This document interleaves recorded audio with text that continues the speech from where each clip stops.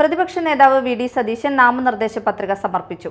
നേതാക്കൾക്കും പ്രവർത്തകർക്കുമൊപ്പം കാൽനടയായി എത്തിയാണ് പറവൂർ അഡീഷണൽ തഹസിൽദാർക്ക് മുന്നിൽ വി.ഡി. സതീശൻ പത്രിക സമർപ്പിച്ചത്. പ്ലാച്ചിമട സമരസമിതിയാണ് സതീശന് കെട്ടിവെക്കാനുള്ള പണം നൽകിയത്. തന്റെ 7ാമത്തെ തെരഞ്ഞെടുപ്പിനാണ് വി.ഡി. സതീശൻ ഒരുങ്ങുന്നത്. 25 വർഷമായി പറവൂരിലെ MLA ആണ് വി.ഡി. സതീശൻ. പറവൂരിലെ കോടതിക്ക് മുന്നിൽ വച്ചാണ് പ്ലാച്ചിമട സമരസമിതിയിലെ നേതാക്കൾ വി.ഡി. സതീശന് കെട്ടിവെക്കാനുള്ള തുക നൽകിയത്. UDF അധികാരത്തിലെത്തുമ്പോൾ പ്ലാച്ചിമട പ്രശ്നത്തിന് ശാശ്വതമായ പരിഹാരമുണ്ടാക്കുമെന്ന് വി.ഡി. സതീശൻ മാധ്യമങ്ങളോട് വ്യക്തമാക്കി.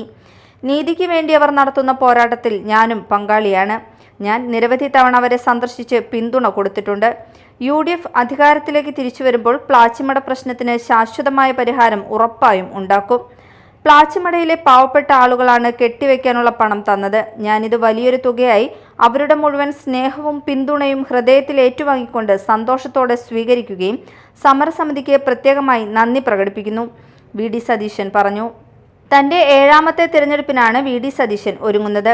25 വർഷമായി പറവൂരിലെ MLA ആണ് വി.ഡി. സതീശൻ.